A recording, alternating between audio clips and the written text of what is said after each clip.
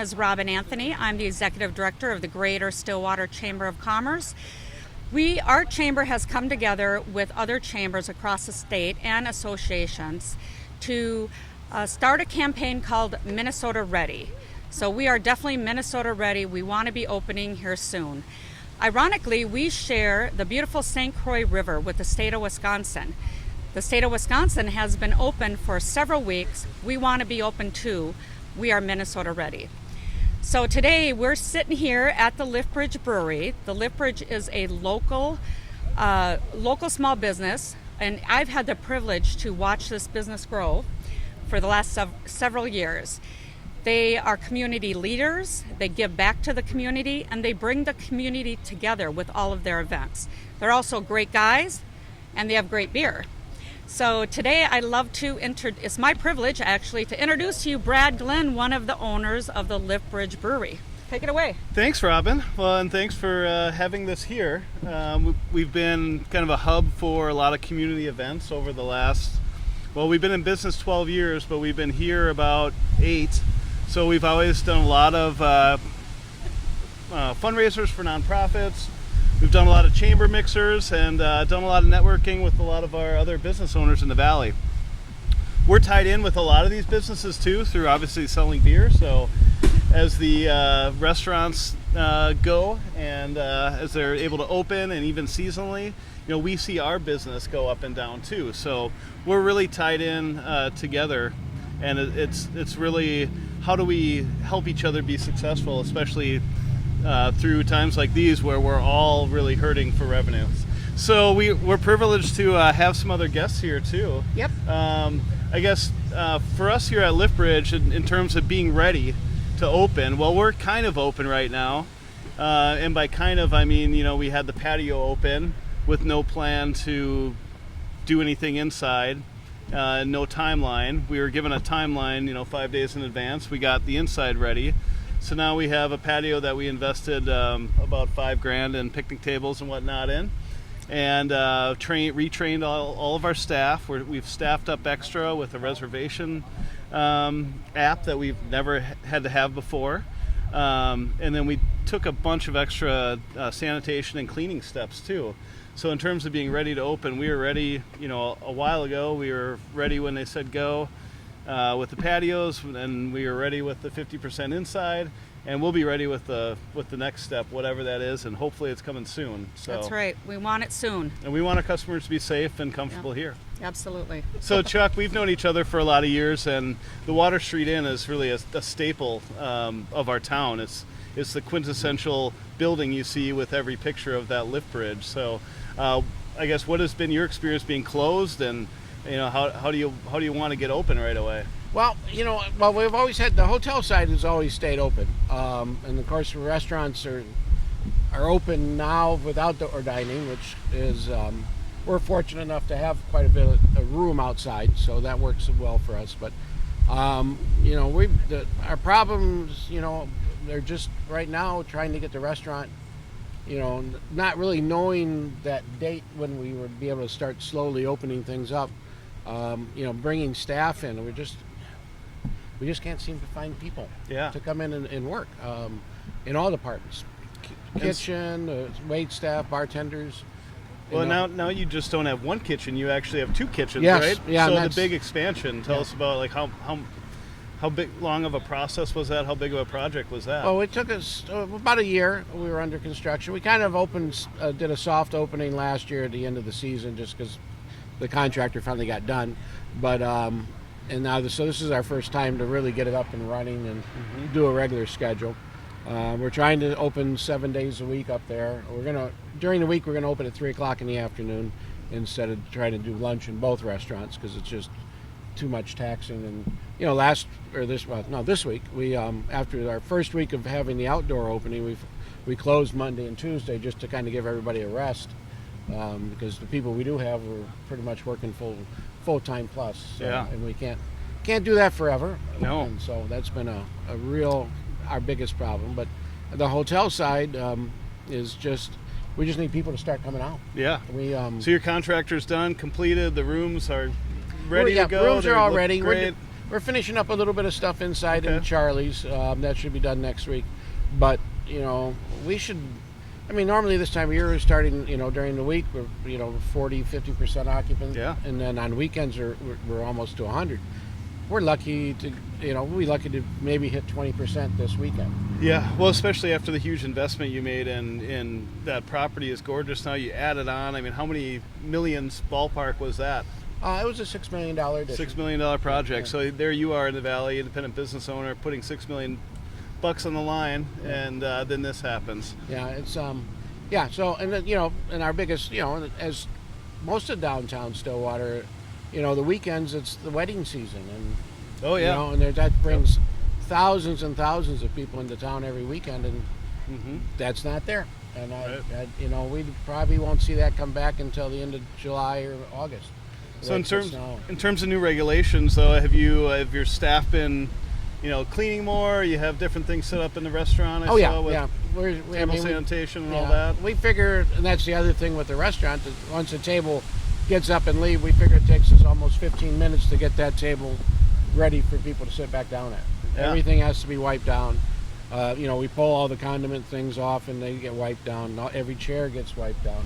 So it really affects the turn, the turning the tables in the restaurant, and so. Yeah. But it needs to be done, and Sure. Staff's been trained on it and everything. So. Well, and I know on the hotel side, my daughter actually cleans rooms there. So. Yes, she does. Does a fantastic job. She's been putting in some long hours too. Yeah. So I'm like, get those rooms clean. You gotta get people to feel safe and tell their friends to come down to Stillwater. Yep. So. Yes. So. Awesome. Well, thanks a lot, Chuck. All right, Brad. Thank you. All right.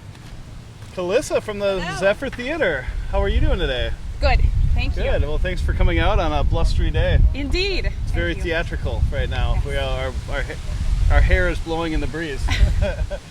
So Zephyr Theater, Liftbridge is one of the sponsors of the Zephyr, and we had a really exciting start of the year kickoff plan, and that was really cut short. I guess first off, what do you do at the Zephyr, and then what's been that experience having to shut down all these great plans you had? Sure, so we are a small performing arts venue. We also offer rentals, and we do a lot of work with students in the schools for performing arts education. So we had a really strong start to the year, and of course entertainment venues have been one of the hardest hit with this. We have hundreds of artists that we employ as teachers, as our staff, as our actors, and this is their livelihood that has been suddenly taken away from them. All the tour dates are gone, all of the productions. So opening at 25% capacity has not been an option for us as a small theater. So 25% for us is 30 seats, and Sure. we can't pay artists with that money. They'd be like $400 a ticket, right? Exactly. So in order to make art accessible for the community again, we need to be able to open at 100%, and we need to be able to plan for that, because there is a lead time that we need.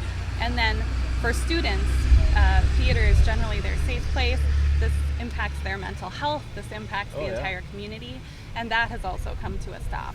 Well, and theater's a big part of community, and right now, like, what are we doing? Everyone's been sitting at home watching Netflix, right? Absolutely. And when really we want to get out and watch actual performance, actual theater, actual art, right? Well, it's vital to the health of the community and also the economics of the community, and we're not able now to support the other businesses and the restaurants that are trying to open near us that we're usually able to help support by doing production. And normally, what is the normal for a one of your bigger performances? How many people are you seating normally? We can sit at 125 inside. Okay. 125 inside. And usually those patrons are eating dinner somewhere beforehand, or yeah. going shopping downtown beforehand, and patronizing other pieces of the community at the same time. Certainly. So we want to get back to that as soon as possible, and to be able to plan for that as soon as possible. Yeah. Well, we want you back too, Calyssa, so thank you very much. Thank you so much. Yeah, and thanks to the Zephyr Theater and everything the Zephyr does in the community too. And get the project back on track. Let's get open and get you rolling again. Absolutely. All right. Thank Thanks you. a lot. It's Kelli here from Smith & Trade. Oh, one of the best new shops downtown Stillwater, Smith & Trade. Love it. We had the fortunate experience of mixing it into our scavenger hunt, which we do with our employees every year.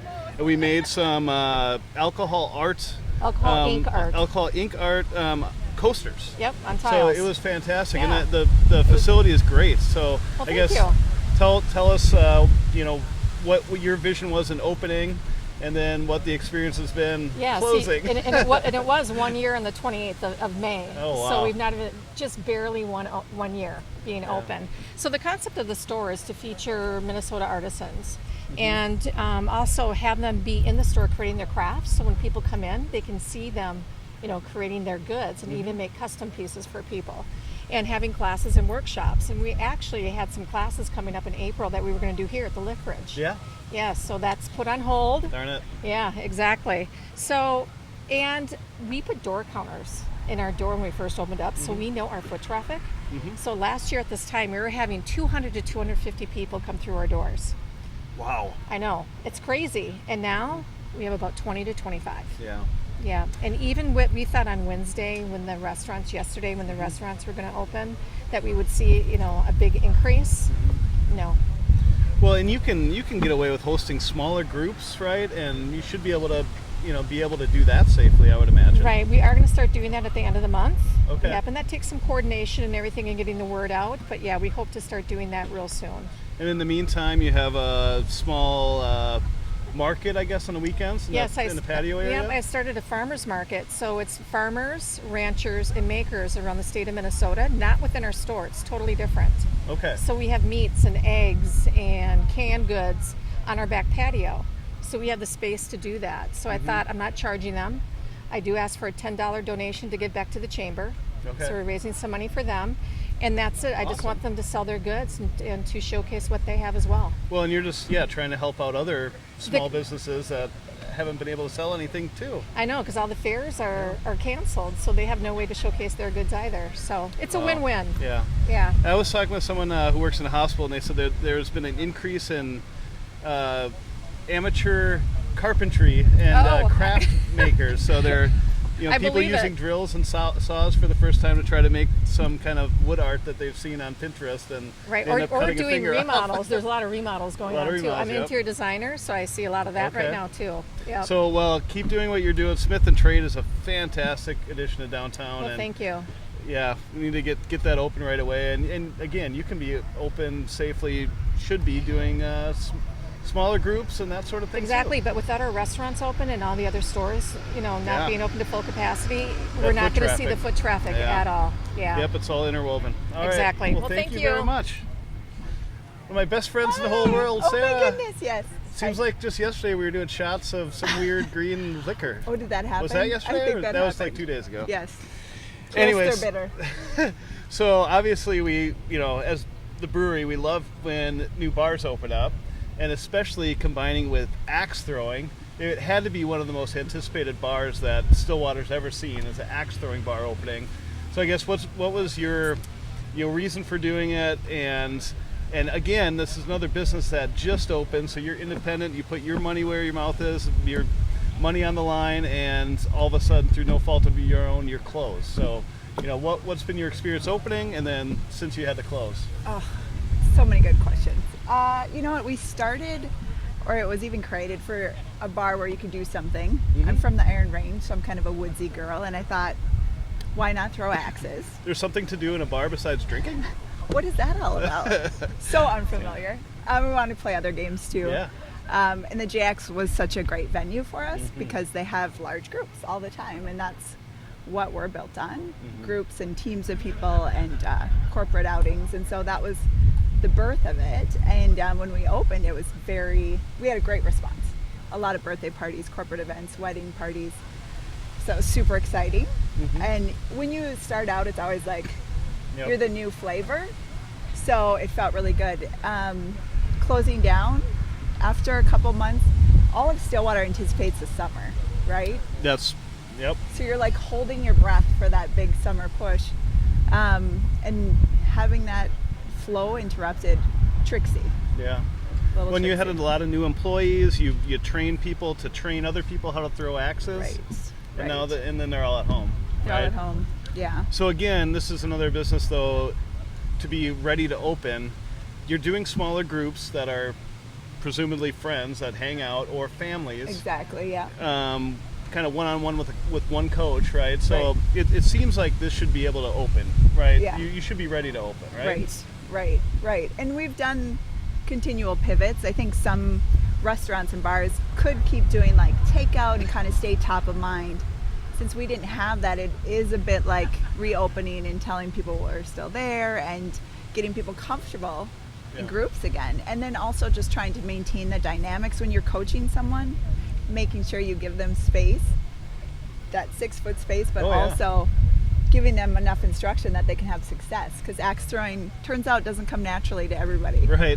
Yeah, so it's like built-in social distancing. If someone has an axe and they're throwing it, Right. You're like, you wanna back stay up. away, back up. Back up. Danger. So in terms of like where you're at with the business, like obviously you probably had some investors, you were paying rent, you just jumped in, you had this big build-out expense. Has that been tricky to try to renegotiate things or push things off, or? Yes, definitely. I think some of the government funds that were made available to small business helped a lot. Okay. And everyone being in it together, I think, also helps, because you're all really working together to stay afloat. And so we were just kind of seeing the fruits of all that labor and the build out, and then it's a pause. So making ends meet now is more of like a calculation of what we don't know, the unknown. So even though we're open a little bit, nowhere near what we were doing even as a new business. So then it's just the fear of the unknown. Are we going to be able to make it? So you need a timeline. You need to be able to say this is how we're going to safely do it with our small groups. Yep.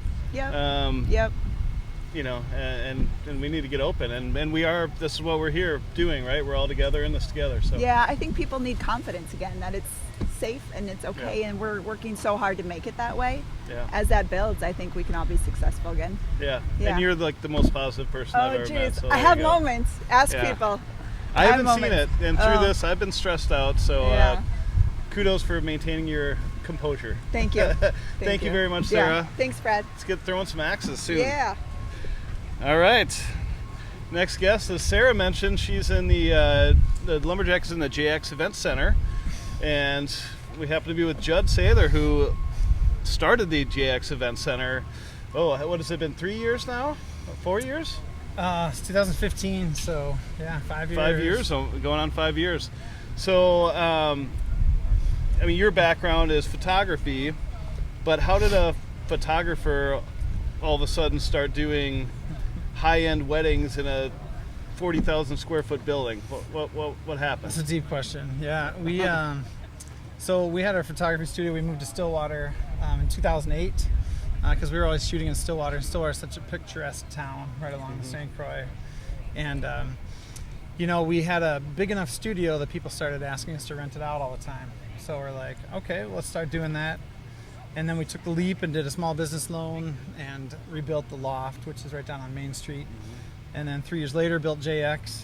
And then we've expanded to manage the Stillwater Library, the Terrace. And then we have a new Richmond venue also in Wisconsin, which has been really interesting during this COVID process, having people switching venues and moving to Wisconsin. So we have 4 venues, run about 250 events a year, primarily weddings. Wow. And so weddings stopped, right? Just Yeah. stopped 100%. Biggest over day of my Denso. life, just stopped. Yeah. So how many weddings do you think you had to cancel or canceled- reschedule? We've canceled. Well, we've rescheduled 43 large weddings and events, including fundraisers, which are very detrimental to a lot of nonprofit organizations during this time. We've had 23 cancels, and we have about 20 people waiting to see. So this is what's really difficult about our business, is that, you know, we're working with people 6 to 9 to 12 months out. It's not like coming for a beer like today, you know, in a restaurant. It's people are asking us all the time, what's happening next? What's the speculation? When's the second spike? What's going to happen? Is grandma going to die at your place? You know, it's very difficult. Speaking of, those older generation folks are always at weddings, you know, Yep. so everyone has that vulnerable adult that they're concerned about. So we've offered things like live streaming and recording services at discounts to Wow, kind of that's- bridge that gap. Yeah. That's pretty cool. So live streaming, so they'll be able to watch the whole event happen and all that. Right. Has anyone thought about that? Have Yeah, you? we've had, because now that we're open finally, even at 50%, JX is, you know, our It's huge. effective capacity is 1,200 people. Yeah, So it's a huge venue. we could have 600 realistically, but most of our weddings are about 150 to 250 people. So Wow. yeah. So again, I mean, you took the leap from, you know, the small studio to then expanding, as you mentioned. All along the way, you're probably, you know, sleepless nights and working weekends and taking on investors and making sure everyone's happy and making sure these projects get done on time, that you book them out. I mean, for a small business owner who has a pretty decent sized business, how, are you keeping it together during this time? Are you maintaining Thanks. I'm yourself? playing a lot of golf right now. Yeah, well, it's like, yeah. But it's been very difficult, Yeah. especially on my sister, who's our director of events, because people are concerned and they need to feel safe. And Yeah. in this era right now that we're in, I think there's this extreme caution. And of course, extreme caution is canceling your wedding, or postponing your wedding, no matter how far out in the distance it is. So that's what we're really struggling with right now, is a lack of solid dates. Yep. But I totally understand it as well.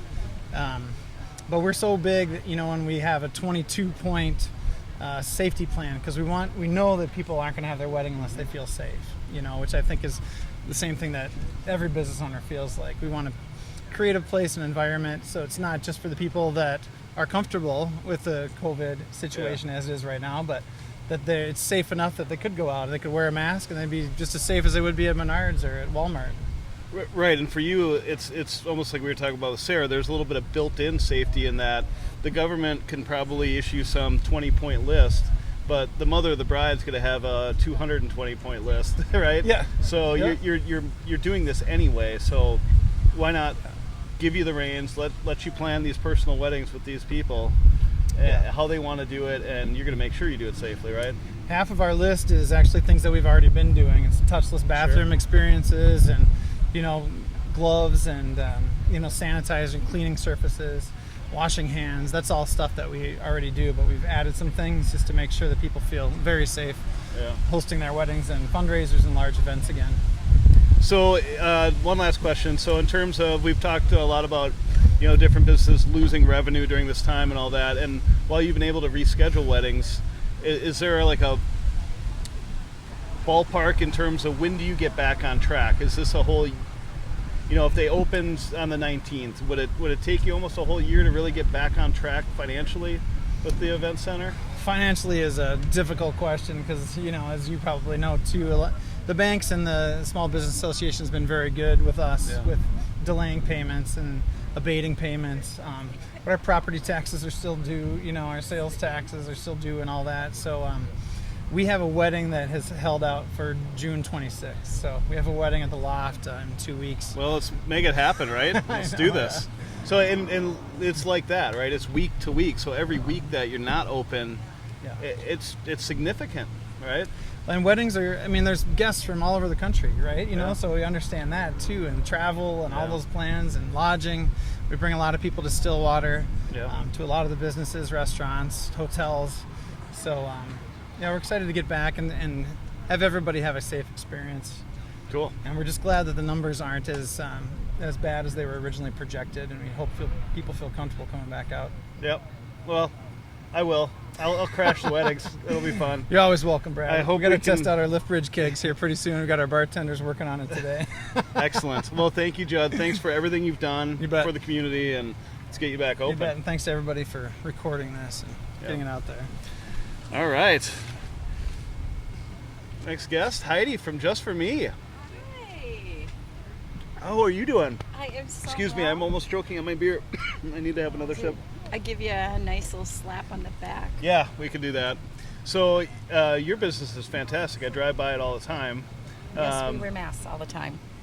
And you've done a lot of expansion here locally at your business too, with the salt spa and a few other things that you've expanded to.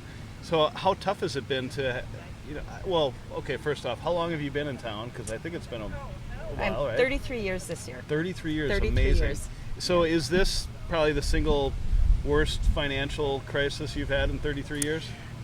You know how when you go into business and you think, oh my gosh, I think I've seen it all. Yep. I wasn't ready, equipped to handle it. I was thankful for the government. I was thankful for getting some assistance because I never would have thought I was going to be closed down for 12 weeks.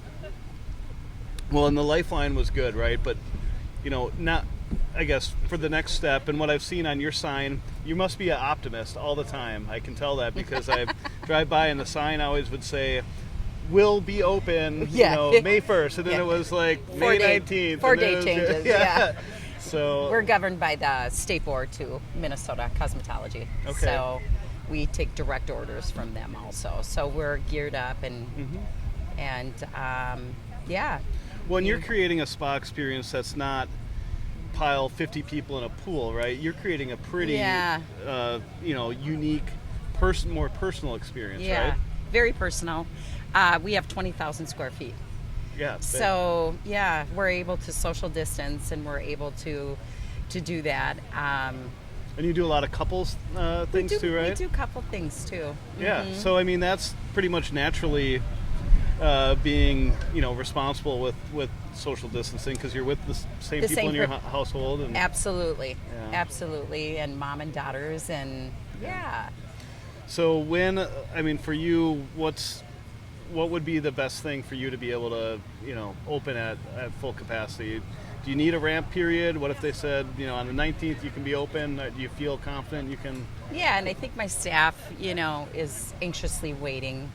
We have 44 people that we employ, so they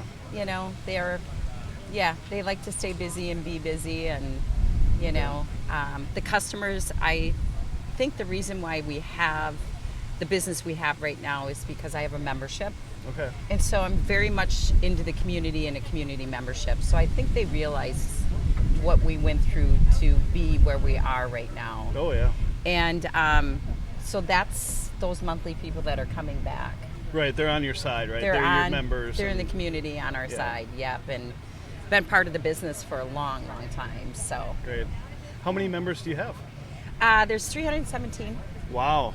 Yeah. So that's 317 people that haven't been able to come experience the spa. Yeah, they were pretty excited when we opened, and they knew, the guidelines that we have to follow are the guidelines we have to follow. So we take it very seriously and do what we need to do to make them comfortable. And then there's some that aren't comfortable and choose to just wait. And that's fine too, right? That's fine. Yep. That's fine. The biggest thing was, we got open.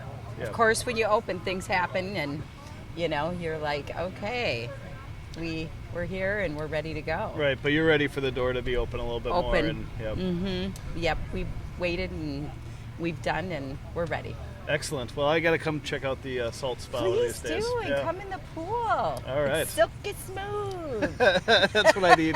Smooth. Everything's rough on me. I don't think I can be smoothed out. Well, thank you so much. Brad. Thanks for everything you do. Yes. All right. Next. A new one for you. Mathnasium. How are you doing? How you doing? Well, why don't you start by introducing yourself and let us know what you do. Okay, my name's Sachin Gore. I own a local business called Mathnasium. We're a math learning center, and we help kids in kind of 1st through 12th grade just be great at math, right? And in addition to that, I'm also a middle school and high school math teacher. Okay. So I really saw this education piece from both sides, both as a small business and also as a teacher who had to go online with their students and try to teach them where I'm kind of used to being in class with them. So did you see a spike in people reaching out because they were having trouble teaching their own kids at home and helping them learn? Not right away. I mean, we were pretty fortunate this whole thing with our business. We were able to take our tutoring online, just like schools went online. But it wasn't the right fit for a lot of students, especially our younger students. They really struggled with attention and things like that, whereas they'd work better in person. So you do a lot of one-on-one and we're working with them face-to-face, typically hands-on, and so you lose some of that. I'd say this on the other hand too, some students thrived online. Some of the distractions that they normally had went away, and they got more done, so it's kind of a mixed bag, but we still, fewer students did well online as they would in person, and same thing I saw as a teacher in the classroom. I had kids that were very engaged in the classroom, and you could just see them start to slip away online. Right. And then other ones loved it because they were super motivated. They'd get up early and they'd be done school by noon. Exactly. So. I had 2 daughters that were online schooling and opposites. One loved it, the other hated it. And but she had a lot of labs too, which you can't Right, do a you lot can't of do labs, hands-on, physics right. and hands-on learning. It Yeah, just, the STEM careers in special are kind of hard to do in a virtual world. and a lot of those are the future professions that are in demand right now too. Are Right. a lot of hands-on professions, right? Yeah. So, what's your feeling for schools in the fall? Yeah, I think As a some teacher. type of blended learning is definitely going to be there. And I would say even though I didn't like teaching online, I really liked the classroom atmosphere and the give and take. I learned some things by teaching online that I'm going to bring back into the classroom. Sure. Things like flipped classroom, where I can Just not have to efficiencies and lecture all the techniques. time. Maybe have them do some stuff offline, and then spend more time in the classroom where I can interact with them. So there's some positives in everything. We try to take the good, but I think it'll be some type of blended learning, right? We will. Right. I don't think it's hard to imagine us going completely back to normal right away. So it's going to be, but I miss having the kids in the classroom, and I kind of Right. feed off the energy. And So does the Kinda work that way. Mathnasium do a ACT prep as well for? we do, yep. So Okay, with well, our I need to call older- you. My daughter's Yeah. studying for ACT. Now that got rescheduled. Right. Well, testing is a whole new world, right? Yes. Like, even for me teaching online, it's like I had to really rely on first trust the kids to take the test properly and not cheat or use resources they couldn't. But testing has to be reimagined and rethought. Colleges, how they're going to assess whether kids are ready or not, and Sure. AP tests and all that kind of stuff. Okay. But yeah, so we kind of do all the grade levels, and actually we've seen this week is kind of the first week of school break, right? Right. And we've been really busy. We're seeing a lot of parents sensing that online school left some opportunity there, and that they need to do some things over the summer. So normally you would be hosting classroom type experiences too at Mathnasium? in We've gone addition back to one? that. So we're back to 50-50. We do in So you can center. do 50. Yeah. So we're back open. And we certainly have students who stopped completely when we went online, waited until we reopened and came back in center. We had ones that went online with us and then came back to in center. And some that are staying online because that's where their comfort level's Yeah. at. So really for those kids that probably need it the most right now, that little extra boost in the summer, before school starts in Right. whatever shape that takes in the fall, this is when you could be helping out a lot more students if we were a little bit more open, Yep. right? And we always, at this time of year, we were always talking about the summer slide, right? Kids Yeah. take a break from Oh, yeah. learning and they forget what they learned. And this year we've kind of called it the COVID slide. It's an extended summer Yeah. slide because really they stopped learning at the level they were going to back in March. Yeah. And so they're gonna, schools have to really decide how are they gonna approach the next school year as well. Can they just start the way they would normally start and assume the kids made up all the ground that they might have missed? So Sure. And I suppose your facility too, you're able to keep everything clean, sanitized, and all that. yeah, so we've changed our table layout so all the kids are spaced out more. Sure. So we've definitely cut down the number of kids we see at one time and just change our hours around. But yeah. I mean, and the kids who come in, they're fun. We've been taking their temperatures, and they love it. They're like, we're almost going to turn into a little bit of like a math thing, like maybe chart it over Oh, time, yeah. and like sometimes their parents are taking it home. They're like, how much did my temperature change in the last half hour? You know? That's great. That Yeah. kind of stuff. So try to make it fun. That's what we try to do in Mathnasium, is take education and make it a fun experience, whatever Great. you're doing. Well, I hope you're able to help more students this summer, and then back in the classroom, or mixing in with some of the online next year. We're ready to be there wherever they're comfortable being. Yeah. So. Thanks for helping shape the youth of America. Yeah, thanks. The youth of Stillwater. Yep. Be better at math. Thanks. Thanks very much. Thank you. All right, We have one of our county commissioners here. Mr. Kriesel. How you doing? Good. Nice to see you, sir. Good seeing you. Yeah, sorry we had these benches out here. I couldn't afford bigger tables, Oh, this is great. Okay. Absolutely. Well, thank you for joining us, Mr. Kriesel, and I guess I'll let you explain kind of your feelings on, you've heard from a lot of these local businesses. I know I see you downtown talking to all the local business owners too, so you have your finger on the climate of what the pain and the frustration we've had as business owners. What's your feeling, and what do you want to let the governor know, let us know? Well, this is frightening times. I consider our small businesses, they're on life support. They're in the ICU unit. Yep. And the elephant in the room is going to be October. When those taxes come due, they're supposed to be generating revenue right now. Mm-hmm. And I don't see, there's some real pain out there. I went through that 2008, 2009 recession. Mortgage foreclosures skyrocketed. and we all know what happens then. But these, my position that evolved from all this last month or whatever, people have a personal responsibility to understand what underlying health issues they might have. Everybody's aware of this virus. Everybody knows the danger. Everybody knows the value of social distancing. I don't think anybody's going to do a better job than the businesses. They want return business. They're not going to have an unsafe atmosphere in there. And this mission creep of opening it up is, you look at Wisconsin, we're a border city, and look at the business we're losing over there. They're going to probably be able to make their tax payments. Yep. The county, from our standpoint, our county commissioner, Kevin Corbett, he sensed this last month, and he's immediately started taking steps to look at our current budget to make a soft freeze on hiring and things like that at this point until we get a handle on it. And we don't have a handle on it, and the businesses don't have a handle on it. Well, it's certainly tough to plan when there's no plan for reopening place. So we've had to change our forecast several times and talk with our banker several times as we readjusted our forecast for the year. And as you stated, let the business owners decide, because we want our customers to have a safe experience. We're going to be judged by that. And let these entrepreneurs, everyone we talked to today is an entrepreneur that started a small business and grew it. And they didn't do it because, they had a list of to-dos along the way. They did it because they're creative, smart, and they're looking out for their customers. Absolutely. And I think one thing I know for certain is we're not going to reach that moment in time where you're going to hear a siren go off saying it's all clear. Right. That's not going to happen. The sooner they can get this opened up for businesses, the better off it's going to be. Because like I say, come October, and that's not that far away, is they got to be generating revenue right now. And people they understand their personal responsibility.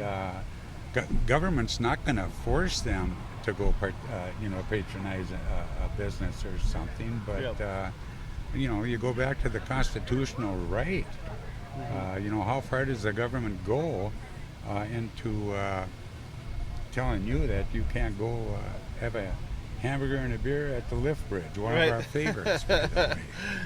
Well, we couldn't be more with you, and thanks for being with us. So yeah, excellent. Well, thanks for joining us today, and maybe we'll let Robin say a few parting words, and then I think we're going to get off of social media, and then we can really start beer drinking, right? Thank you, Brad, for doing this. Really appreciate it. Doing well. Yeah. Great people. Yeah. It's easy to talk to such awesome people. So it is. Yeah. It is. So once again, we are Minnesota Ready. We are Valley Strong. Again, coming to you from the Lift Bridge Brewery. Great beer, great seltzer, and hosted by the Greater Stillwater Chamber of Commerce. So thank you all very much. Let's get Minnesota back open. All right. Woohoo! Woo!